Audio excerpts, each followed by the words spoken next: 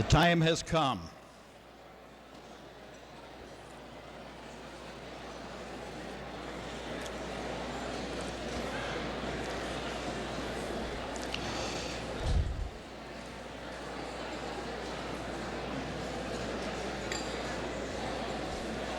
Oh, do a good job on it too, Charlie, will you?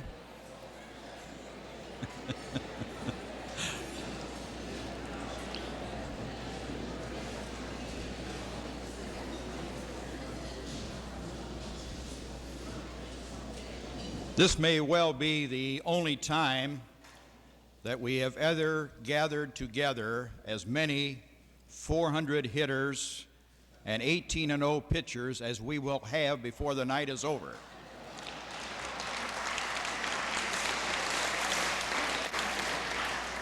And since there are also some great footballers and some great basketballers involved in this group, you know too that you were all Americans for all of us here. I'd just like to say welcome to the time to honor an old friend. And since his son, Tom, did a tremendous job of going over the generalities of the tremendous character of the man, I'd like to ask Lou McCullough, the athletic director at Iowa State, to go over the specifics of many of the accomplishments of Cap Tim. Lou McCullough.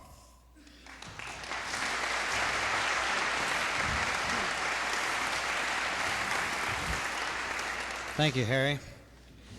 Dr. Parks, Coach and Ms. Tim, ladies and gentlemen. If you played in any sport under Cap Tim, I'd like for you to raise your hand, please. Let's just see the ones. Let's give them a great hand. We really appreciate you coming. I'm going to go over a few things about Cap, and some of them, quite frankly, I didn't know. But I won't go back too far, though, Cap. But I know it. You'll get your chance. Cap was an outstanding high school star at Arlington, Minnesota, and he lettered in football, basketball, baseball, and track. And he graduated from University of Minnesota in 1931, lettering in football and baseball. He has a Master of Arts degree from New York University, and we won't hold that against him. He became assistant football and basketball coach at Iowa State in 1934 and head baseball coach in 1938. He's received many national honors, and I'd like to just mention some of the most significant ones. He coached the United States Pan American team in 1967 to its only gold medal in history. He was a member and chairman of the NCAA Baseball Rules Committee, and that took 10 years off his life. He's a member and chairman of the College World Series Committee. He coached Cyclone teams to 3 Big 8 championships in 1957, 1970, and 1971. He was a Big 8 Coach of the Year in 1957 and 1970. He was president of the American Association of College Baseball Coaches. He was a member of the Iowa Baseball Hall of Fame. He was a member of the American Association of College Baseball Coaches Hall of Fame. He was a member of the Lefty Gomez Award, and this is the highest NCAA Coaches Association award. Cap, on behalf of the Athletic Council and all of your friends, we thank you for a job well done, and we hope you will have many happy years here at Iowa State. Thank you.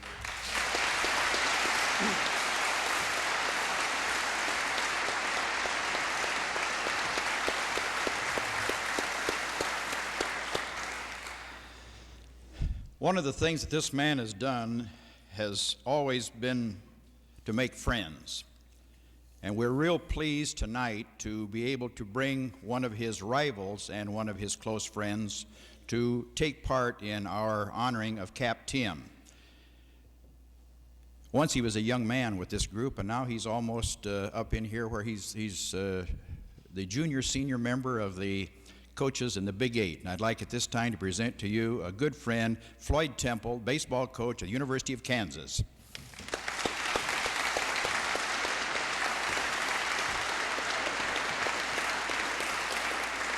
Thank you very much, Harry, ladies and gentlemen.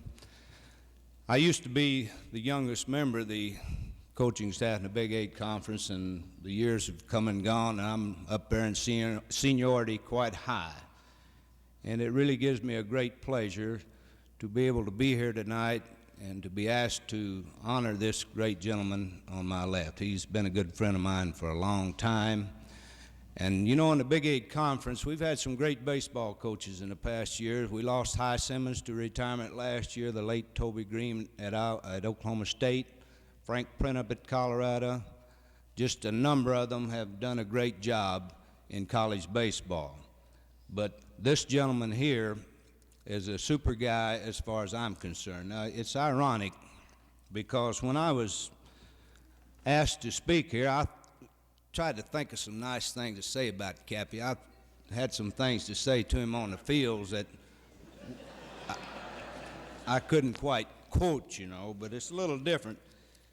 As is ironic in that there's an invocation that I want to read you some excerpts from that was given at a coaches convention about 12 years ago, and I was so impressed by this invocation by the Reverend Wilford Crowley at the University of Santa Clara that I asked him to send me a copy of it. And it's been sitting in my files for 12 years, and I've looked at it on occasion. And when Claire Coleman asked me to be here, I tried to think of some things to say about Cappy. And I happened to think about that invocation. And with your kind indulgence, I don't like people get up and read things when they're making a speech, but I'm going to read this to you. And I think it gives a little bit of idea how the coaches in our conference feel about Cappy and myself personally. And once again, you'll excuse the eyeglasses here. Lou tried them on a while ago, said they work pretty good. Here we go. Almighty and everlasting God, we who are gathered here for this repast in a fellowship and brotherhood founded on Thee, the true Father of all men, invoke Thy blessing and guidance. May we who teach a game played on what is called a diamond be given the grace to develop jewels of the Spirit such as honesty, loyalty, and courage. Grant that in a sport that counts the score at home, we may ever be mindful of our heavenly home while teaching on the field of play the things that will make the youth of today worthy fathers in the homes of America, without which our nation cannot be strong. May we who direct the skills of men in a game that uses a tactic called a sacrifice build up the moral fiber that can join the will to win with self-discipline and fair play, and impart the wisdom to understand that the true satisfaction of life consists in giving rather than in getting.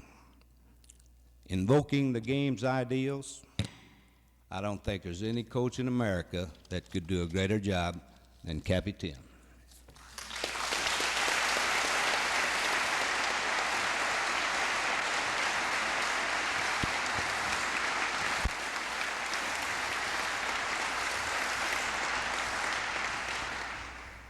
Floyd, I wish you hadn't said anything about reading because I have to read something now. Chuck Ninus, the commissioner of the Big 8, had to be in Lincoln until at least 4 o'clock this afternoon with the Big 8 track meet and other meetings were going on. Otherwise, he would have been here. But he did send a letter addressed to Cap, which I want to read because it covers a great many of the thoughts that I think all of us have. He said, "Dear Cap, I regret indeed that my responsibilities in connection with the Big 8 conference spring meetings prevent me from attending your dinner. It's my good fortune to have enjoyed a long personal relationship with you, which dates back to the time when you were chairman of the College World Series Committee in Omaha, and I was the NCAA staff member assigned to administer the event. When the series was started, it was not the overwhelming success it is now. Working together for a number of years, we saw this series grow and prosper. Undoubtedly, we both feel some pride in its success. I can well remember that you, as chairman, were the guiding force in initiating certain changes in the tournament format and structure, which not only proved popular with the fans, but also provided participating teams a more equitable competitive situation. Your great interest in college baseball has been manifest in the improvements of the game in which you have been instrumental, as well as your contributions to the Big 8 Conference baseball program through the years. It is certainly apparent that you and your judgment have earned the respect of conference office and all of your coaching peers to the extent that the coaches have continuously entrusted you the responsibility of developing the conference baseball schedule with fair and impartial treatment assured each institution. This is a real compliment, as anyone familiar with the suspicion existing among coaches in regard to good or bad schedule can testify. We are very pleased, Cap, that you are being honored by Iowa State University, and I know that I can speak for all conference members and staff in wishing you the best in your future endeavors. There is a P.S. It says, Cap, when you get ready to talk, please hurry up so people can get to the hospitality room.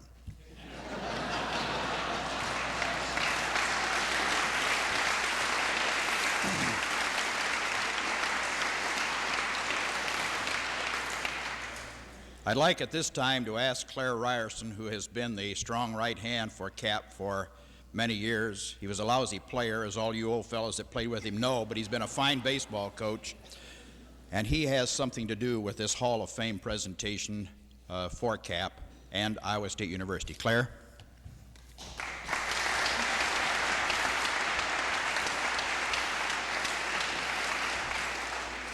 Thank you, Harry. As you know, one of the strongest forces in college baseball today is the American Association of College Baseball Coaches. This was an organization started 30-some-odd years ago, and one of the guiding lights in it was our good friend and colleague, Coach Cap Tim. Each year, they meet in cities around the United States, and as they meet, they select Coaches of the Year. They try to do things that will improve and bring about renovations in the game, and one of the people that has been one of the strongest forces in this has been Cap. Each year, they pick a Hall of Fame, and it was in Chicago in January 1973 in one of the little rooms in the Hilton in Chicago that Cap was asked to leave the room while they discussed him. And it was there that he was nominated. It was in Omaha last summer that he was the nomination was made public, and it was in San Francisco, January this year, that he was inducted and presented by Kyle Anderson of the University of Chicago and was inducted into the American Association of College Baseball Coaches Hall of Fame. It was an award that was long overdue and should have happened many, many years ago, but because he was such a strong force in the organization, he was kind of overlooked because he was still busy. So it's been mentioned for years that he would be inducted, and it was just a matter of time. At this time, I would like to represent the American Association of College Baseball Coaches and ask Dr. Parks to come forward, please, and present the Hall of Fame certificate and Cap's picture that is to be presented to Iowa State University and be placed in a position of recognition throughout the university.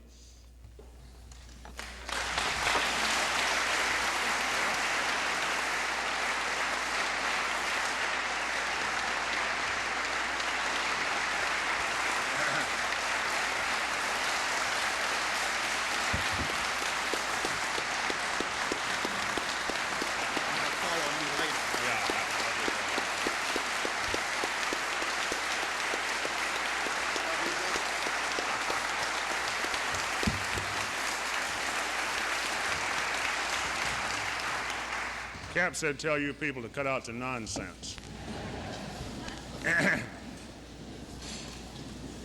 Claire has said it all, so my job at least, I'm going to be back here in a few minutes, so I don't want to wear out my welcome. Claire has said it all and said it very well, so it is my pleasant assignment to present the certificate of your membership in the Hall of Fame to you, Cap. It is a great pleasure for all of us.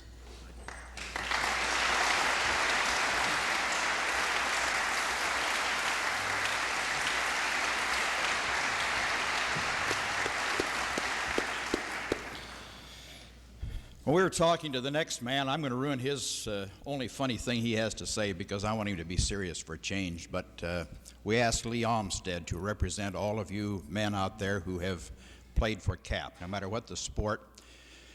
He can say a word or two, but he also is going to be presenting some of the gifts that have been arranged for Cap. And we said, say something funny. And he says, I'm not funny. And Claire said, I remember that you were when you played. And Lee came right back. He says, but I don't have my glove tonight. So at this time, Lee Olmstead, who represents all of you who played for Cap. Lee?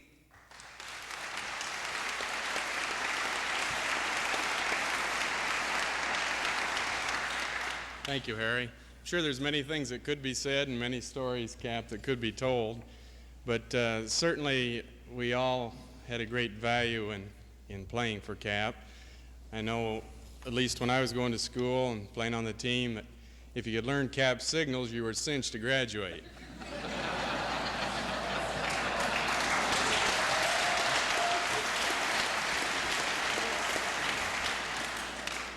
Whoever heard of hitting the boomer?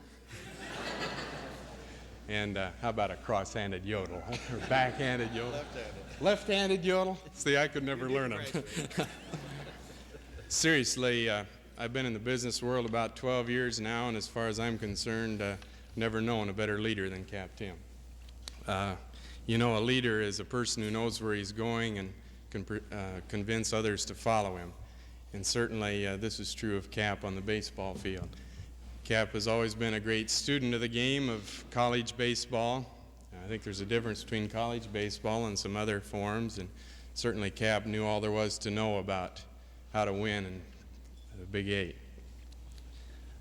Cap was always a fundamentalist. He said, now, that mirror in the basement that I've got, as I understand, your hand should come through about like so, and you ought to be sitting on the chair, and a few other things, and really, I've never known a finer student of the hitting a baseball. Just one quick example. Of course, we have to refer to the years of the late 50s of the greatest teams that Cap has had. But one of the examples that I think is a demonstration of Cap's leadership ability is the team he had in '59, not as great as the team in '57, but still pretty good. We were going late in the season down to Oklahoma State. And Cap told us that, you know, they've got 18 men on full scholarship, and we didn't even know what a scholarship was. And he said, now, you know, if we sweep the series, Cap was an optimist, if we sweep the series, we got a good chance to take it all. Well, as it turned out, Oklahoma State was the national champs that year. And we go down there in a weekend about like we have here, and not even knowing if we'll be able to play. But Cap's got us all primed, and knowing that if we do get a chance to get out on that diamond, that the Okies down there didn't have a chance. And sure enough, even though we're just a bunch of country boys, and they ended up being national champs, we're able to take 2 out of 3, and it was strictly a matter of Cap drilling into us the fundamentals, and then a great feeling of desire and belief in ourselves that I think is a tribute to Cap Tim.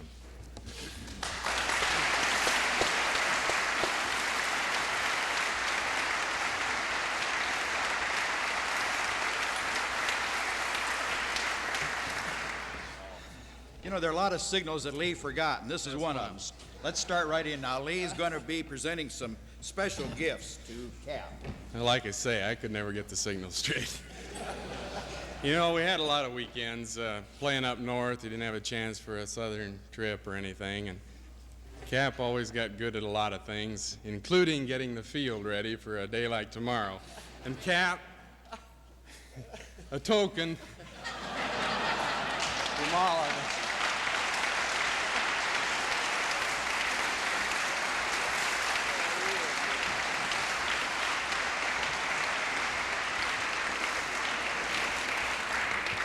Cap sure will play tomorrow, particularly now. We took up a little collection, Cap. I understand that you do a little camping, and we've got a little token that we think may come in handy on one of your camping trips. Steve Wright. Would you open this, please?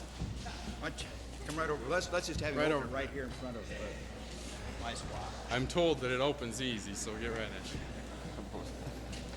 Can I tear the ribbon?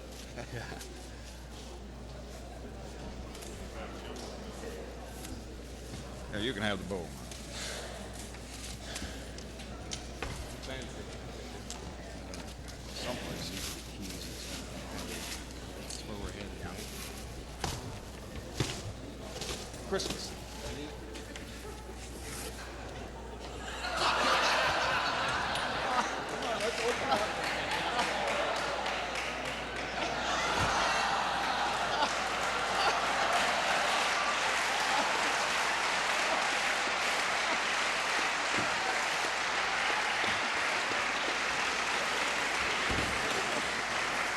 think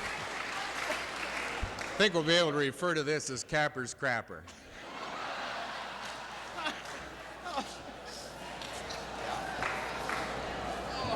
Seriously, Cap, we had a little money left over, and we're going down to the Holiday Inn right afterwards, and you'll find that these keys fit this key. What it goes with is a camper that this is a part of the thing that Cap is going to be running around in when he gets into this so-called retirement period. And the little commode is a part of it, but we couldn't get the whole trailer in here, so we just gave him part of it at the first place.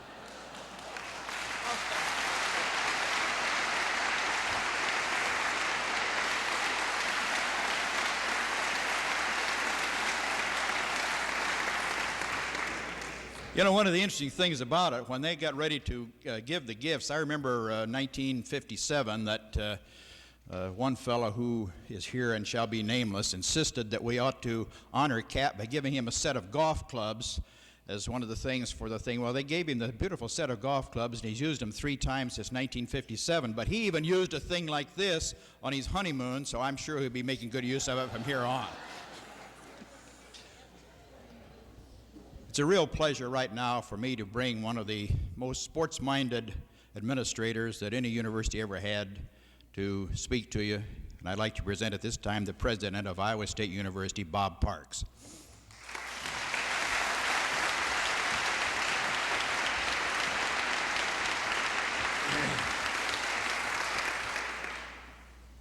Thank you very much, Harry, Cap, and Tippy, and friends of Cap and Tippy. This isn't my first testimonial dinner. I've been to a few of these, and I notice there is a tendency for the people who speak to get carried away in utilizing the honoree, if that's what you call a person being honored. I guess that's correct. So I think as one of the last people on the program, I should level with you about a couple of things. Number one, you may have noticed in the program that I'm not appearing where it says I'm going to appear, and you may think that Harry Burrell goofed it. Now, he's capable of doing this because he introduced me one time and called me Bob Davis or something like this, but I spoke to him about it, and he's been working a lot harder since then.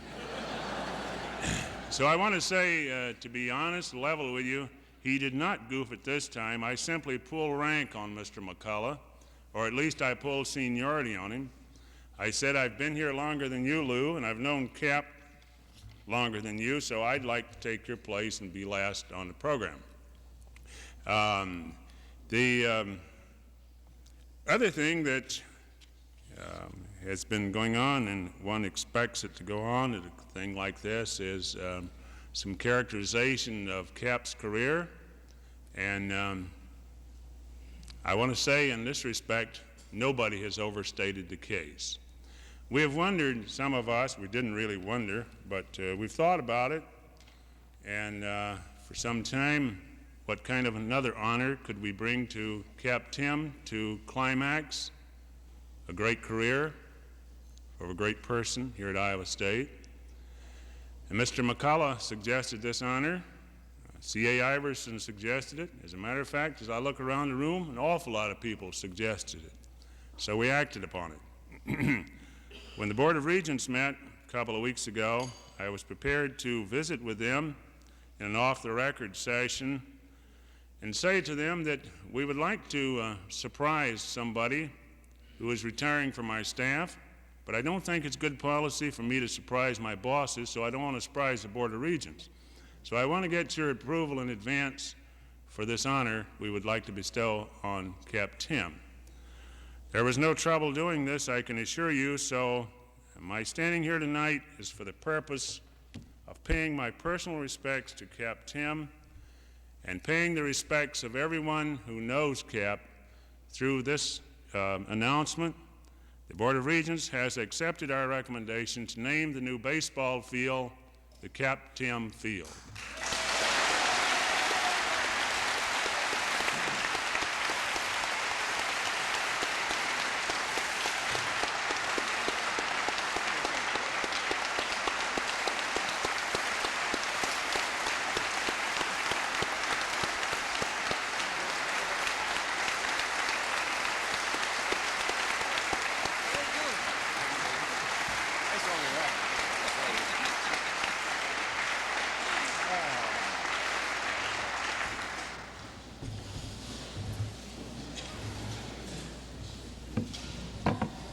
Well, I know one thing. One thing that Cap was going to do, I'm going to do right now for him because he has to have a little time to regain his composure, if he ever does.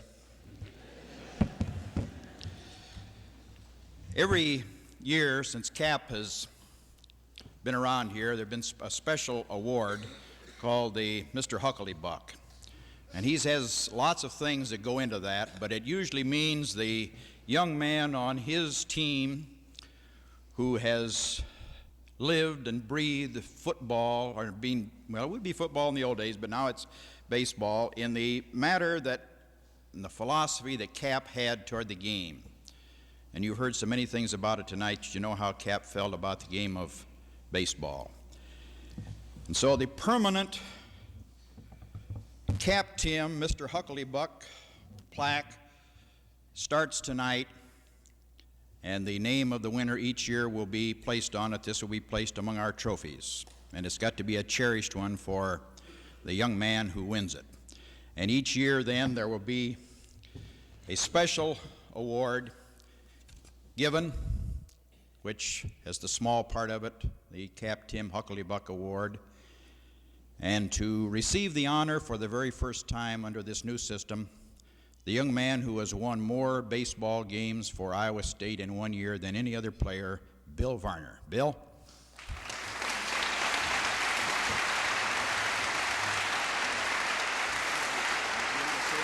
Yeah, I'll do my best. I don't know how good it'll be.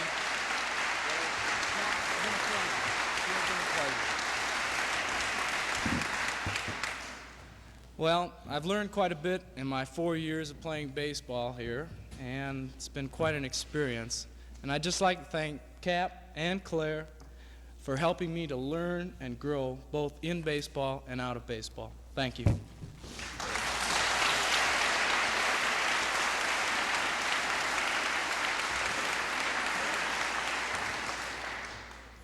As most of you who've attended banquets where I've handled this chore of being the MC know that I have a reputation for getting these things over in a hurry. Right now, that reputation is just going to be shot all to hell. Because we're going to let Cap get up here and respond. I told him first what I'd like to do is give him a 25-pound cake of ice, and he could talk as long as he could hold both hands on it. That didn't work. Then I said, the first time a tear comes to your eyes, you've got to quit. And he says, I've already started that. But ladies and gentlemen, here's our friend Cap Tim.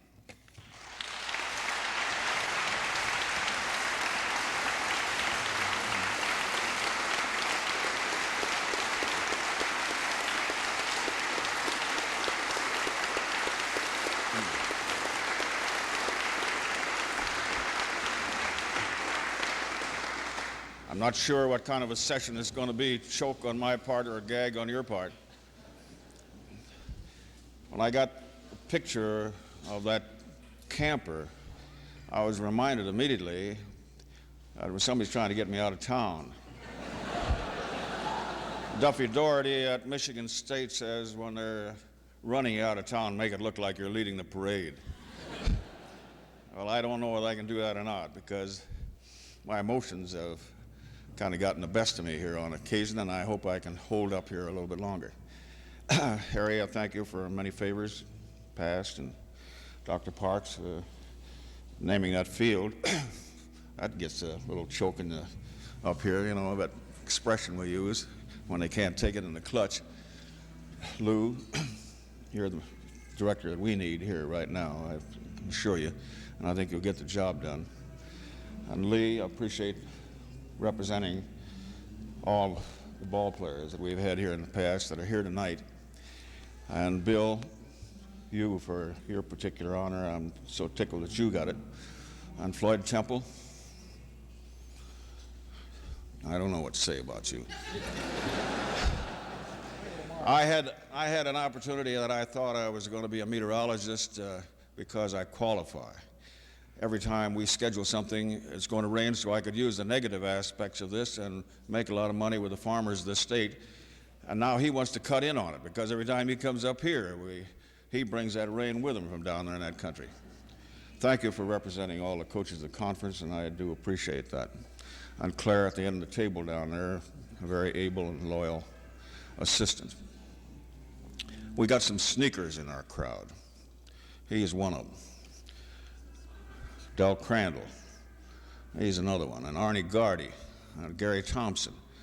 And they all started this business, and I didn't know from nothing. Like on the expression, I didn't know that, you know, it's you hear on television all the time anymore. I didn't know that. Well, these fellas did all this in the dark, and I was flabbergasted, bewildered, overwhelmed, and then the more I got to think about it, the more I was grateful and happy about all this business, and mortified and flattered. And I got some testimonial letters during the winter, Dr. Parks, and start to go to my head, and I went over and tried on my baseball cap, and I ordinarily wear size 7 1/4, and I'm already up to size 7 5/8. And I went over to Lake Laverne, and this was in January, and the ice was pretty thick, and I tried my deity, and I thought I was getting someplace. And then I come to the conclusion that the true Iowa State spirit on research had to be without prejudice, it had to be honest. And so I tried it again now this spring after the ice went out of the lake. And my summary and conclusion, Dr. Parks, and my recommendation is that there's a lot of silt at the bottom of Lake Laverne, and my recommendation is that we should dredge the place. Well, with all this flattery, I felt like a 17-year-old girl that was out with her boyfriend, and he kept giving her all this flattery, trying to get someplace, and she knew it was malarkey, but she liked it. And I guess that's the way I'm getting to be. I know a lot of this is malarkey, but I'm getting to like it. Well, I'm not sure if this is supposed to be a roast or toast session. And I'm not sure that I'm retiring or whether I'm a cop-out or a dropout. I'm not just quite certain where I stand on all this. But I am so gratified to see so many of my friends here. On the faculty, we have some people that we philosophize around a certain round table, and we seem to get someplace, and I think I've got them distracted, but they can wade through all this and still know that 3 of a kind beats 2 pair.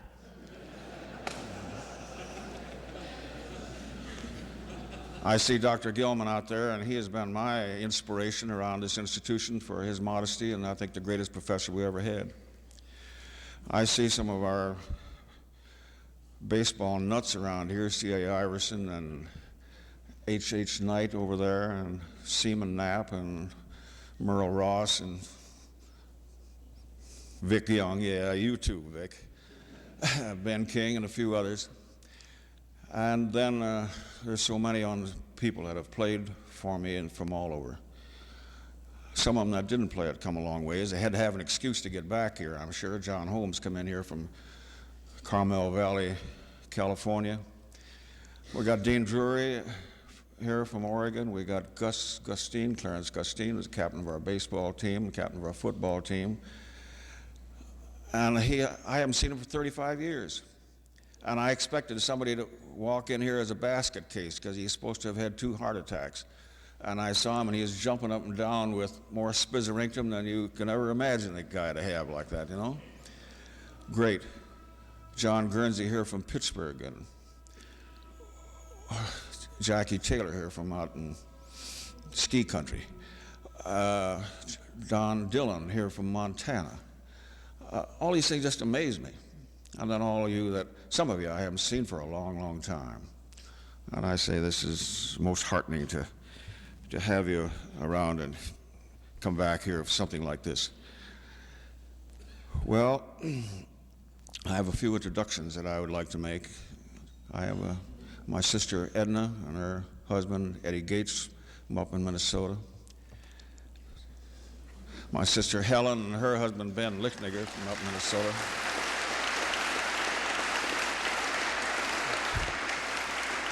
My brother, Dr. Frank Tim.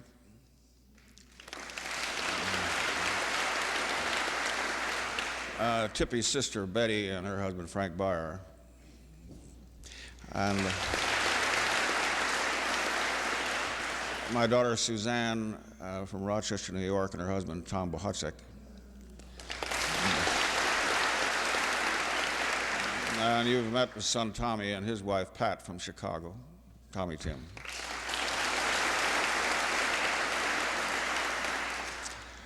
And I've got one other I should introduce, is up here at the head table with me, and she has the dubious distinction of probably being the only girl in Iowa that was proposed to over the telephone.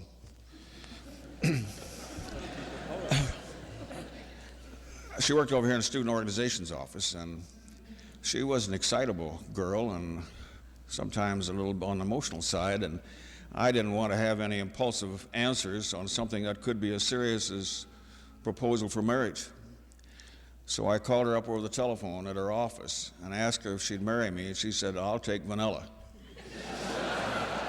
I never did find out what vanilla was, but I chased her until she caught me. Well, the coach, Bud Grant, up at Minnesota Vikings, had a solution of what made a great football coach, and it centered around a great quarterback. But the other things were these. You had to have a faithful wife, which I have, a loyal dog, which I have, and I paid 5 fines on him, and a pitcher with a good curveball. And she can throw a lot of curves, I'll tell you that. She's kept me off balance. She said, when you get up here tonight to respond to all this flattery, she said, stand up tall so everybody can see you, speak out loud so everybody can hear you, and then sit down soon so everybody will love you.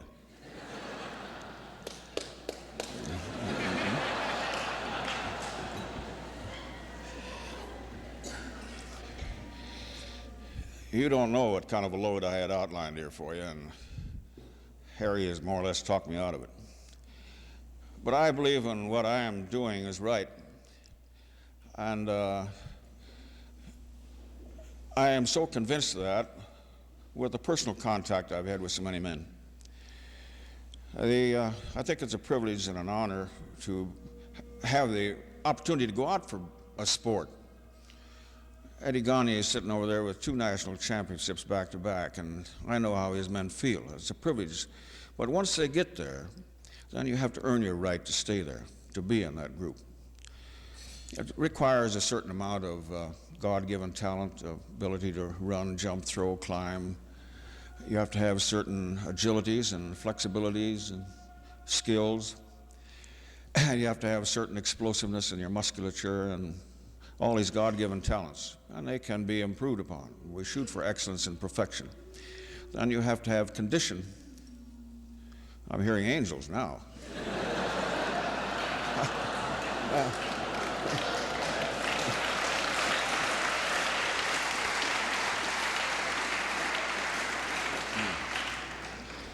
Then you have to have enough physical condition to take advantage of these God-given talents. But then come all these ingredients that are evasive and elusive and you can't put your finger on. That, to me, are the most important things that go into this business. I think we are, first of all, as a leader, I think the essence of leadership is getting young men to want to do what you want them to do. And this sometimes is difficult, but this is what we have to shoot for. I think a coach, beg your pardon, Dr. Parks, is in a very enviable position.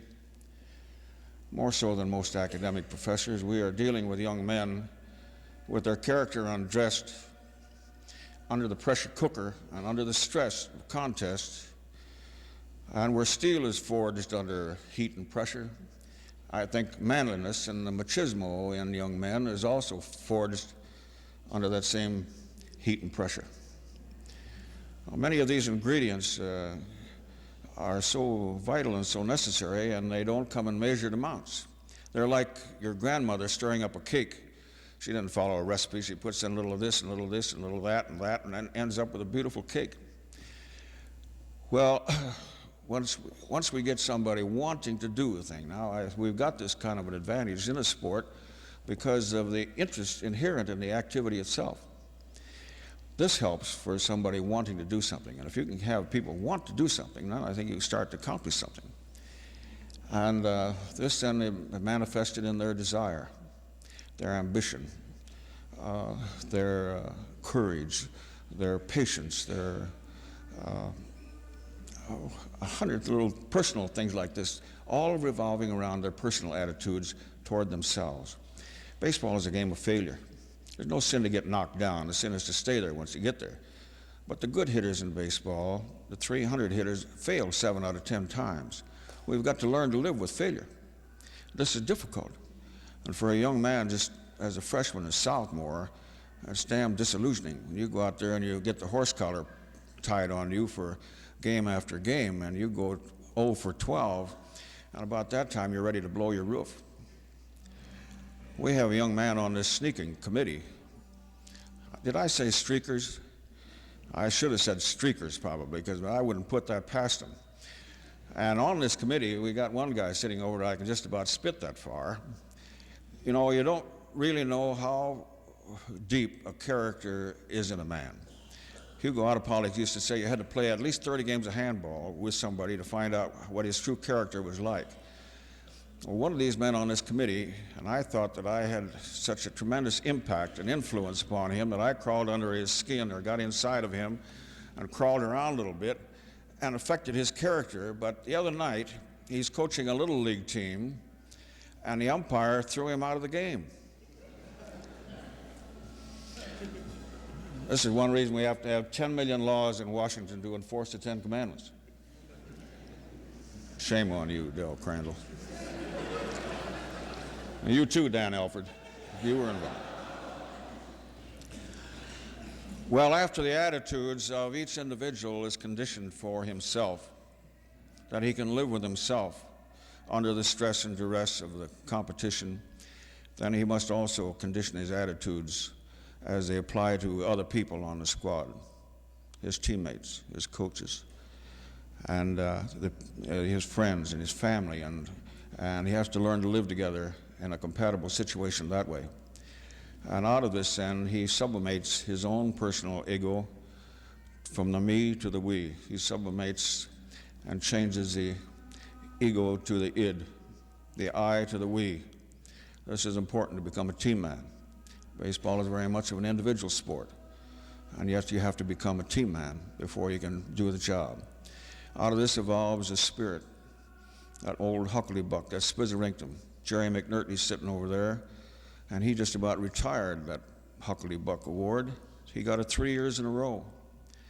When we had the ball field on the north field, and on occasion I would go around past the cemetery to go to the armory to dress, about 1:30 to 2 o'clock in the afternoon, and we didn't start practice till after 3 o'clock, and I look out on the field, and here's some guy out there, some real baseball nut, swinging at a low outside pitch, practicing taking that ball to the wrong field, or striking out on a high tight pitch, I don't know which, Jerry, or getting in a rundown between third and second and third all by himself out there. And sometimes I doubted your sanity, but I never did doubt your desire to play, Jerry, and 3 years in a row he wins that kind of an award. Well, he also was a tremendous team man, and this becomes so very vital, where you have a oneness, a togetherness, a cohesiveness, a unity of purpose, a group solidarity. This gives it meaning, makes it meaningful and purposeful, and something you can remember. This is what ties a group together and brings them back where they enjoy each other. I know that some teams I've had have never reached that point. I think winning is important in a contest. I think wanting to win is paramount. You've got to have that. Wanting to win is paramount. But if you have all the other things and you as an individual give 100% plus of yourself every time you play, you come off that field with your personal dignity and your self-respect, you're a winner, even though the scoreboard says you didn't win. You're still a winner. And we had so many here that I see tonight that were in that category. I'm not sure whether they're honoring me because I outlasted everybody around here for 40 years. I hope that's not the case. And I hope this meeting is not an opposite or in contrast with the one that they had in Rome before our time, when Antonio says, we come not to bury Caesar, we come to praise him. So I hope this isn't in contrast with that.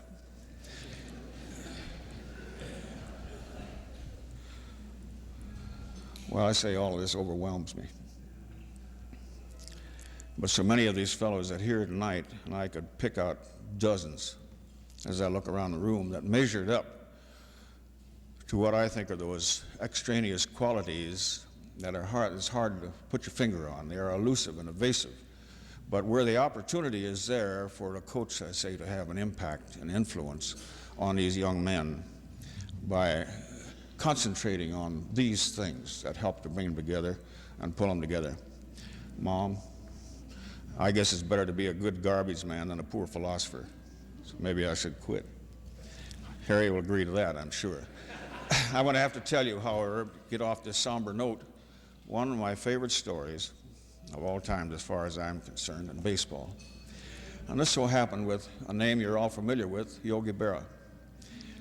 He played with the Yankees for so many years and now is managing the Mets.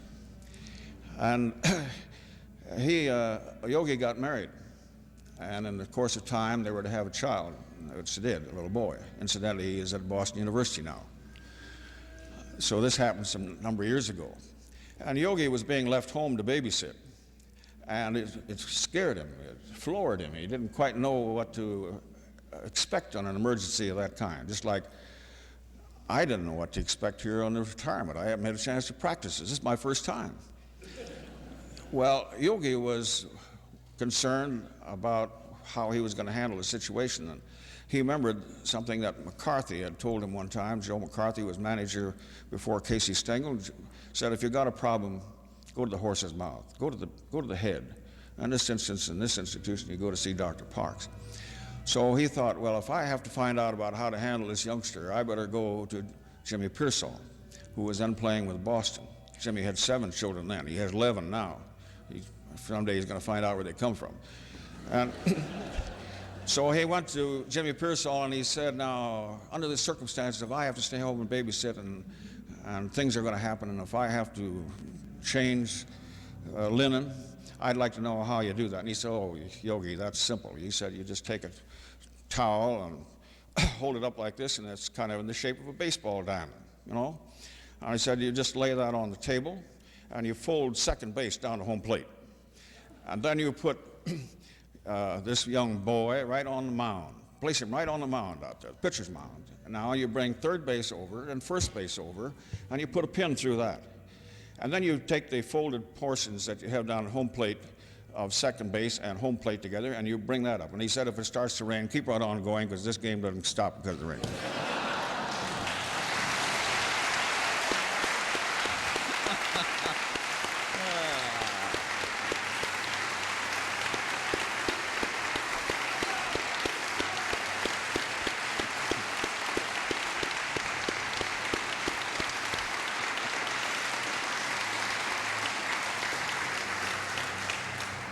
Tell you what, Cap, Monday afternoon at 1 o'clock, I'll come in and listen to the other 18 cards so you won't have wasted them. You know, Cap has a little trouble at times hearing you. As you fellows well know, you yell at him and yell at him and don't hear. But tonight, he hasn't missed a thing. You know, the reason is that nothing will improve your hearing like hearing a lot of nice things said about you. And we certainly have had an opportunity to say some great things about a great man. Now, he asked me to give you one final philosophical message. If when you leave here, you get on Lincoln Way, which is out here, go east to Duff, turn south on 69 and stop at the Holiday Inn, you can quench your thirst down there. That's where we'll go to let you people have some personal contacts with the guy that has brought so much pleasure to us over the many years here, a great teacher, a great leader, and a great friend. Thank you all for coming, and we'll see you down at the Holiday Inn.